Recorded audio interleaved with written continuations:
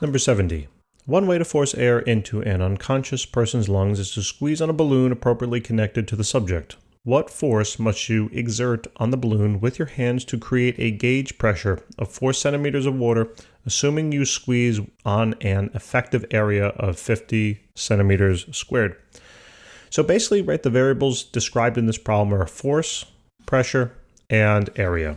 So what formula do you know of that relates to those variables? Well, the formula right over here, right, defines that the pressure applied will be equal to the force applied divided by the area over which this force is applied. So we are calculating force, right? So just solve this thing for force right off the bat. So force would be equal to pressure multiplied by area, just a simple cross multiplication. Now we have to make sure we have the appropriate units. We want to solve for force in terms of newtons. So that being the case, we need pressure in terms of Pascal. But if you notice, the pressure given in the problem is centimeters of water. Now, no big deal. All right, we can do that conversion. Also, I want to point out that it says create a gauge pressure. All right, that's the pressure inside of the balloon. And basically, all of these pressures here, especially in this formula, is dealing with gauge pressure. All right, the pressure inside or on the object, or, there's a couple of ways you can think about it. So that being the case, this pressure is the gauge pressure. So is this, and so is this. Now, that being the case, we can do our conversion in a couple of ways. What I'm going to do is I realize that they're telling me the pressure here in terms of water and a height, right? The height of water. So if I look at now this equation over here on the right-hand side, I realize that this pressure, right, deals with a height and the density of a certain fluid. And in this case, we're talking about water. So what I can do is I can basically take H rho g and plug it in for my pressure in my equation. And that's how I can basically do this conversion. All right. So I realize that it's going to be the height of the water multiplied by the density of the water times gravity. Then this whole thing multiplied by that effective area.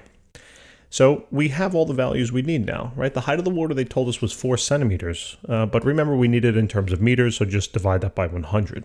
Or 0.04 meters, right? Or move the decimal basically 2 places to the left.